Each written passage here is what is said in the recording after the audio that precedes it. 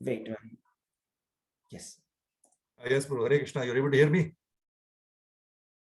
Hare Krishna, Prabhu. Yes, thank you. Yes. Okay. Hare Krishna. Hare Krishna, Prabhu. Mataji.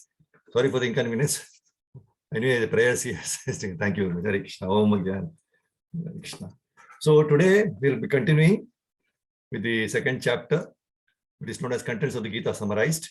And the 7th verse. That's one of the most important verses which we'll be learning today. So let's recite the verse. kārpaṇya-doṣopahata-svabhāvaḥ pṛcchāmi tvāṁ dharma-sammūḍha-cetāḥ syān niścitaṁ brūhi śiṣyas śādhi tvāṁ prapannam. The translation. Arjuna is telling, now I am confused about my duty and have lost all composure because of my miserly weakness. In this condition, I am asking you to tell me for certain what is best for me. Now I am your disciple and a soul surrendered unto you. Please instruct me. So in the previous verse, yesterday's 6th verse, Arjuna was telling, nor do we know which is better, conquering them or being conquered by them.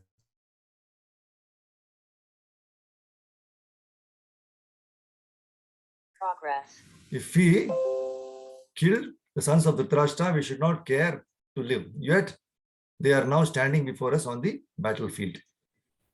So Arjuna, he did not know whether he should fight and risk unnecessary violence, although fighting is the duty of the Kshatriyas, right? Or whether he should refrain and live by begging. So this is the confusion he was having. So we can see this in Srimad Bhagavad, this verse 2.7. Arjuna was completely confused about his duties. He surrendered to Krishna and asked Krishna to tell what is best for him.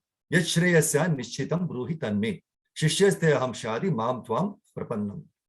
So Lord Krishna could have, Lord Krishna, he could have immediately told Arjuna, the best thing for him is to fight and thus close the whole issue.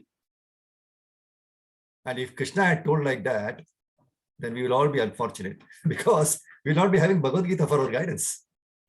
So Lord Krishna, out of his unlimited compassion for all the conditioned souls, he gave so many wonderful verses in Bhagavad Gita as transcendental instructions.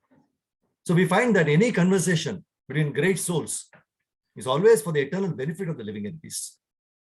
Never was it for their personal gain or profit. In our case, we will never open our mouth to a person if we are not getting some personal benefit out of it, right? Is there anything for me? So in Mahabharata also we find that Maharaj Yudhishthira approached to Bhishma Deva, who was lying on the bed of arrows, and posed him a very nice question. So very few questions. What are the questions? Who is the one and only deity in the world? What is also the sole supreme ultimate goal? By praising and worshipping whom will we achieve all that is auspicious? Which is the dharma that is considered by you as the highest?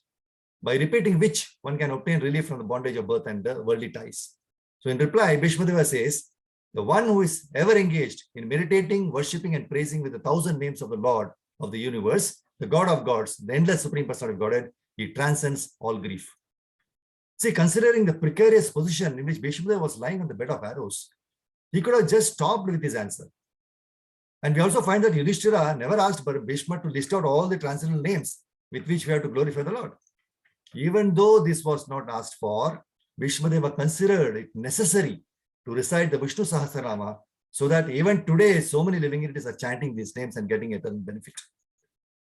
So just like Bhishma Deva, even Srila Prabhupada during his final days in the material world, he wanted to give the transcendental knowledge of Srimad Bhagavatam for the benefit of all the souls rotting here. And he dictated the transcendental purpose even during the last phase. So this prayer, that is this 2.7, this verse from Arjuna, this is a prayer, and we have to offer to our Guru every day and in every step we take in our life.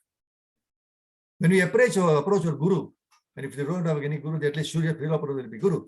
In this, we should approach them in this proper mood, accepting two things. One, I am confused about my duty. Two, I have lost all composure because of my miserly weakness. Then they will give us the proper guidance. See, many times we make the mistake that we may get guidance for one situation, and then when another almost similar situation arises in the future, we thinking ourselves as intelligent enough, try to apply the same solution which was given earlier without the guidance from the spiritual master, and that will not work. So it is very important that we approach the spiritual master, Guru, in every step. This is very wonderfully shown in the pages of Srimad Bhagavatam. Let us see a few examples. See, in the 7th canto, we find that when Hiranyakashipu was terrorizing the universe, the demigods and sages prayed to the Lord for relief from Hiranyakashipu's rule. And in response to their prayers, Lord replies to in Bhagavatam 7:426. What does he say? He says, I know all about the activities of Hiranyakashipu and shall surely stop them very soon. What he says, please wait patiently until that time. See another example, when the elephant Gajendra called out to the Lord, this very Lord who is asking the demigods to wait patiently for the right time was so anxious to rescue Gajendra immediately that he rejected the sandals offered by the military commander. He literally dragged Garuda, being unsatisfied with Garuda's speed. Actually, nothing can be compared to the speed of Garuda. And this made the devotees offer obeisances not to the Lord, but to the swift departure and speed of the Lord. Bhagavatas Turai Namaha. So this is inconceivable for us. The Lord has so many purposes to be accomplished by a single activity. And before speaking this verse, asking the demigods to wait for the time, the Lord assures all good fortune to them. Badram astu vaha. And hence it is very, very imperative that we follow the Lord's instructions for our own good fortune. Another point, and in the 8th canto, we see that the demigods, having been cursed by Durvasa Muni, they were defeated in battle by the Asuras. And when the demigods were deprived of the heavenly kingdom, they offered prayers to the Lord, and the Lord replies in 8:619, as long as you are not flourishing, you should make a truce with the demons and Asuras, who are now being favored by time. So it is again really amazing, to see that the Lord is advising demigods to make truce with the enemies and saying that the demons are favored by time. And he advocates the demigods to be peaceful and patient and not become anxious and agitated. And here again, before saying this, the Lord assures that his instructions will be good, bring good fortune to them. Shreyo va syān. So the demigods implicitly followed these instructions. And the results are there for us to see that they were ultimately blessed with the nectar. See, the Lord orchestrates the events in such a way that we are blessed with the gift of maturity and refinement in the course of following the instructions. So what we have to do, just patiently and peacefully wait for the time, for the solutions to come for the problems. Always have complete faith in the Lord, Krishna. And Krishna will sort out the problems at the right time. So let us all always remember Srila Prabhupada, who says in this purport of 2.7, by nature's own way, the complete system of material activities is a source of perplexity for everyone. In every step, there is perplexity. And therefore, it behooves one to approach a bona fide spiritual master who can give one proper guidance for executing the purpose of life. Srila Prabhupada, he writes in the purport of Bhagavad Gita 6th chapter 35th verse. He says, hearing of the transcendental activities of Lord Krishna is therefore the expert treatment for the mad mind. And eating the foodstuff offered to Krishna is the appropriate diet for the suffering patient. So this statement is a process of Krishna consciousness. So once Srila Prabhupada was asked by a reporter, why do you always claim that you are all pure and liberated? Prabhupada cautioned him saying, devotees never claim themselves of being superior. The only claim the devotee has is that he has put up his hands and admitted that he is sick and he is seeking admission in the hospital. That is all he is doing. Do not think that the devotees have no problems and they are Superman.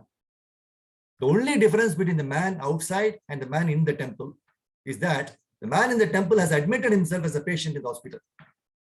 He has diagnosed the disease, admitted it, and trying to get cured. So the man outside is also suffering, but he refuses to admit that he is suffering. We are all suffering patients in this world, and the good way to stop the suffering is to admit it. That's what Arjuna did here in the 2.7 verse. He admits. And this is the starting point of Arjuna's detachment. See, up to this point, all his arguments were only on the foundation of attachment. His arguments were based on acts of kindness, which was laced with attachment. And this is how we are triggered in the material world. So when Arjuna finally sat down before Krishna and he repented his attachment, What he is actually doing here is simply admitting his folly. And that is why he says humbly that I am now confused about my duty. So one should readily and genuinely admit before Krishna and the Guru that I am always confused and I am always losing my composure because of my miserly weaknesses of my heart. So Arjuna could only see his relatives and attachment. He never bothered to ask what does Krishna want or Guru wants. Correct? So everything changes for a person who humbly admits before Krishna and Guru. Because Arjuna's heart opened, he really accepted that he is nothing. And he was ready to put aside his nature, his compassion, his arguments, everything. And he was ready to hear from Krishna. And this hearing is suitable practice. So on the platform of humility, which is expressed by admission of loss of composure and confusion, Arjuna was prepared to receive the message of Bhagavad Gita. And that is why Arjuna is victorious. He is not just victorious in the battle, but is victorious as a devotee. So in this verse, the great devotee Arjuna surrenders submissively to the great teacher, Lord Krishna. The entire verse is a lesson for a lifetime. The word kārpaṇya means miserly and dosha means fault. So human life is so precious that we can recognize what is our real swabhava, but we are misers in not following that. The real swabhava is to be submissive, right? And humble and follow the instructions of Guru and Parampara. But we every time fall and ensure that we follow the dictates of the mind and don't align with Guru's instructions. And this non-submissive quality is also miserliness, kripaṇa. Now, Srila Prabhupada gives a very nice example to understand swabhava. If you make a dog a king, does it mean that he will no longer lick the shoes? The dog's nature is to lick the shoes. So if you're making like a king and makes him sit on the throne, as soon as he sees a shoe, he will jump down. That is his swabhava. Now here Arjuna's swabhava is a kshatriya. And if we see the previous verses, he gives so many arguments and explanations not to fight the war due to the bodily affections.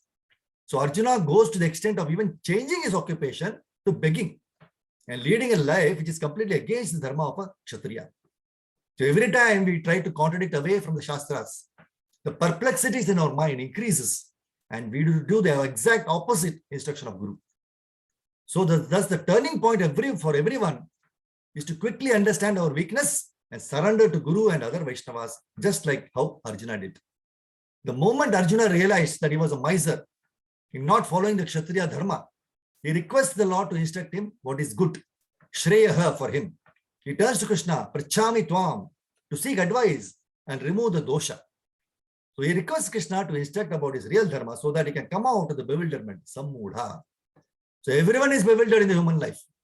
Every human being suffering from a bhavaroga, material function, infection, as the materialist world has suppressed our real consciousness. And we're also leading the life that is like that of an animal life. There are so many challenges in human life that it takes us far away from our real constitutional position. And that we are here only to serve the Guru and go back to Godhead. See, Maya kicks and tricks in so many ways. In the birth after birth, we will fall for the insignificant material positions and forget our real swabhava. Though Lord Krishna and Arjuna are related by blood and share a very friendly relationship, Arjuna, in true spirit of being a disciple, completely surrenders to Krishna and declares that he is a student by saying, śiṣyas te aham. Not just a student, but a surrendered tvāṁ prapannam and submissive student. The Lord Krishna also says in 4.34 Bhagavad Gita, Yad tadvidi pranipatena pariprashnena sevaya. And we need to use this 3S formula to gain knowledge. First S is approaching the spiritual master, pranipratena. Second S is submissive inquiries, pariprashnena. Third S is by rendering service, sevaya. So if you are submissive and serve the Shastras, Guru and Vaishnavas, then all that is troublesome to our heart will be quickly vanquished. So why the materialist infection still resides in our heart, even after being Krishna consciousness for so many years? My Guru Maharaj used to say, we are living in a complete illusion that we are devotees. So in the first chapter of Bhagavad Gita, Arjuna Vishada Yoga, the Supreme Personality of Godhead is right in front of Arjuna. But it does not instruct a word, but keeps patiently listening to Arjuna's arguments of not fighting. Only when Arjuna repents and submits himself, then the Lord starts giving his instruction. So if this is the situation for the great devotee Arjuna himself, who is extremely close to Krishna, then we need to understand our pitiable situation. So how much we must be submissive is something that we need to meditate upon. So we should really take the last paragraph of this purport in this 2.7 verse. Arjuna offers himself to Krishna as a disciple. He wants to stop friendly talks. Talks between the master and the disciple are serious. And now Arjuna wants to talk very seriously before this recognized spiritual master. Krishna is therefore the original spiritual master of the science of Bhagavad Gita. And Arjuna is the first disciple for understanding the Gita. How Arjuna understands the Bhagavad Gita is stated in the Gita itself. And yet, foolish mundane scholars explain that one need not submit to Krishna as a person, but to the unborn within Krishna. There is no difference between Krishna's within and without. And one who has no sense of this understanding is the greatest fool in trying to understand Bhagavad Gita. I stop here. Granthra Srimad Bhagavad Gita ki jai, Sri Prabhupada ki jai. Tagore Prem Hari Bol. Thank you very much for this. Hare Krishna. Vancha